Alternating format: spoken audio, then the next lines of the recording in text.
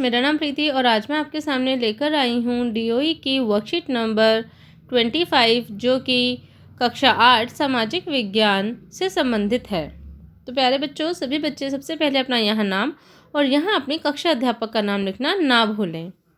Video को शुरू करने से पहले सभी बच्चे वीडियो को सब्सक्राइब कर लें ताकि बच्चों जब भी मैं कोई नेक्स्ट वीडियो डालूँ आप लोगों को नोटिफिकेशन मिल जाए।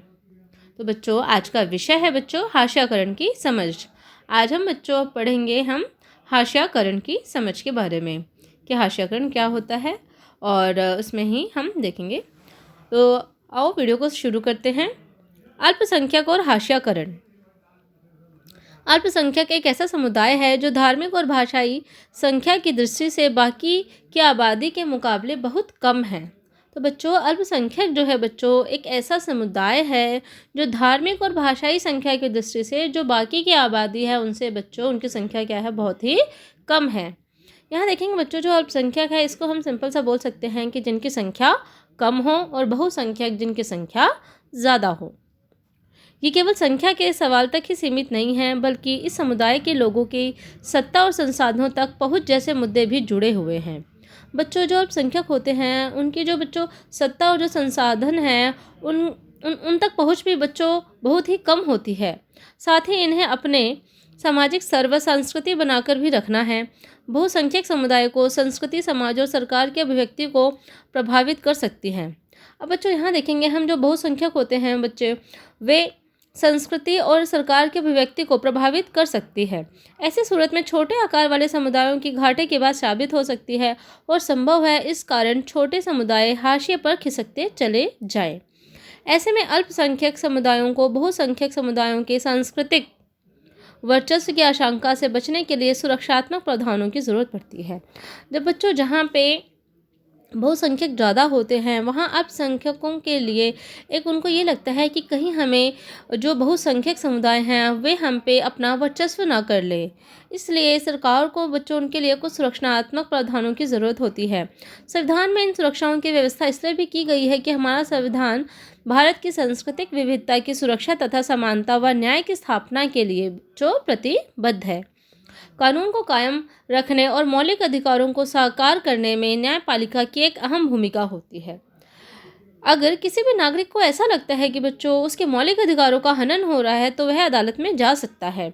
बच्चों, हमने पहले भी पढ़ा है कि अगर किसी भी व्यक्ति के मौलिक अधिकारों का हनन हो रहा है तो वह डायरेक्ट न्यायालय में जा सकता है।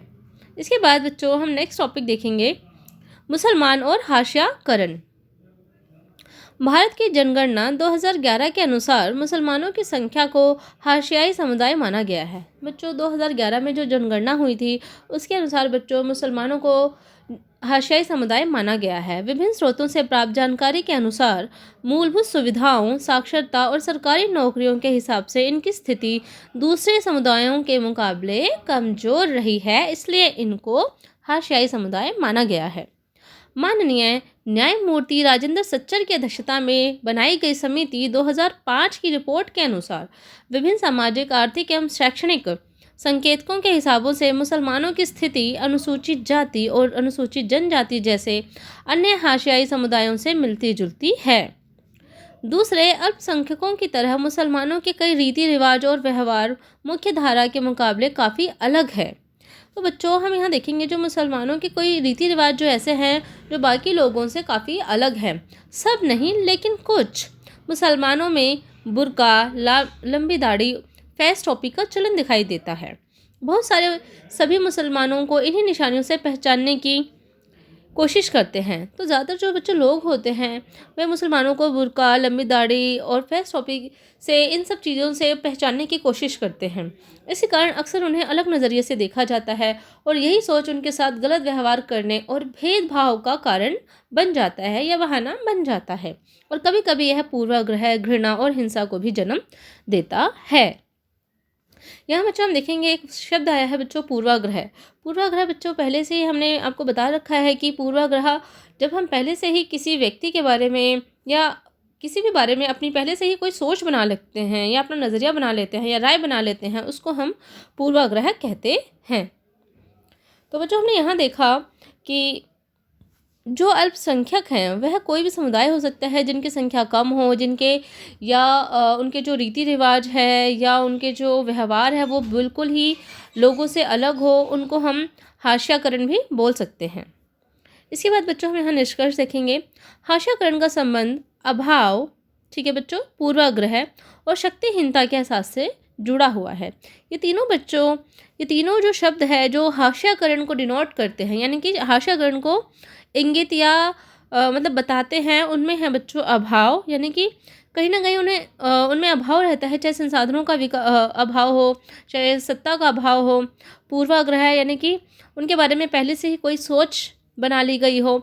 शक्तिहीनता यानी कि बच्चों उनकी जो शक्ति होती है बाकी लोगों से कम होती है। हमारे देश में दलित भी इसी तरह का एक समुदाय है। हास्याकरण से कमजोर सामाजिक हैसियत ही पैदा नहीं होती, बल्कि शिक्षा व अन्य संसाधनों तक पहुंच भी बराबर नहीं मिल पाती। इसके बावजूद हाशियाई समुदायों का जीवन भी बदला जा सकता है और बदलता है। हाशियाई समुदाय अपनी सांस्कृतिक विशेषता बनाए रखना चाहते हैं और साथ ही अधिकारों, विकास और अन्य अवसरों में बराबर का हिस्सा चाहते हैं। इसके बाद बच्चों हम देखेंगे, यहाँ एक क्रियाकलाप दे रखा है। ये बच्चों आप लोगों को खुद से करना है। अपने अनुभव के आधार पर बताइए कि हाशियाई लोगों का जीवन कैसा होता है और उसका आपको एक बच्चों चित्र बनाना है। ठीक है बच्चों, इसके बाद हम प्रश्नों की ओर चलते हैं। अल्पसंख्यक और बहुसंख्यक में क्या अंतर है? तो बिल्कुल स्टार्टिंग की वीडियो में ही मैंने आपको बताया बच्चों कि अल्पसंख्यक जिनकी संख्या कम होती है और बहुसंख्यक जिनकी संख्या ज़्यादा होती है। अल्पसंख्यकों की सुरक्षा क्यों जरूरी है? तो बच्चों अल्पसंख्यकों की सुरक्षा क्यों ज़रूरी है, दूसरा क्वेश्चन है बच्चों। तो बच्चों अल्पसंख्यकों की सुरक्षा इसलिए ज़रूरी है क्योंकि जो अल्पसंख्यक होते हैं बच्चों, उनको कहीं ना कहीं हमेशा यह डर लगा रहता है कि जो बहुसंख्यक हैं कहीं वह अल्पसंख्यकों पर अपना वर्चस्व स्थापित ना कर ले, इसलिए अल्पसंख्यकों की सुरक्षा ज़रूरी है। किसी समुदाय के लोग हाशियाई समुदाय के लोग कैसे बन जाते हैं? तो बच्चों जब किसी भी समुदाय के जो रीति रिवाज होते हैं या उनका जो व्यवहार होता है बिल्कुल अन्य लोगों से भिन्न होता है, तो वह बच्चों हाशियाई समुदाय के लोग बन जाते हैं, क्योंकि वो कहीं ना कहीं उनकी संख्या कम हो जाती है, क्योंकि बाकी लोगों से उनका जो बच्चों व्यवहार होता है, जो रीति रिवाज होते हैं वो अलग हो जाते हैं। इस तरह से वे हाशियाई समुदाय के लोग बन जाते हैं। चौथा प्रश्न है बच्चों, हाशियाई लोगों का विकास कैसे संभव हो सकता है? तो बच्चों हाशियाई लोगों का विकास जो संभव हो सकता है बच्चों, सबसे पहले उन्हें हम बच्चों शिक्षा व जो अन्य संसाधन है उन सब की जो पहुँच है वह सरकार को सभी लोगों में बराबर करना चाहिए, ताकि उनके जो अधिकार हैं उन सब में बदलाव आ सके और वे अपने अधिकारों के प्रति और सत्ता, संसाधन, शिक्षा सब में उनको अपना शेयर मिल सके, अपना हिस्सा मिल सके। इस तरह से हाशियाई लोगों का विकास जो होता है बच्चों संभव हो सकता है। उनके लिए कुछ बच्चों आजकल सरकार ने आरक्षण भी कर रखा है, जिससे हाशियाई लोगों का विकास अधिक से अधिक हो सके। इस तरह से बच्चों हमारी यह वर्कशीट पूरी हुई। आशा करती हूँ सभी बच्चों को यह वर्कशीट समझ आई होगी। तो सभी बच्चे इस वीडियो को लाइक, कमेंट एंड सब्सक्राइब ज़रूर करें। धन्यवाद।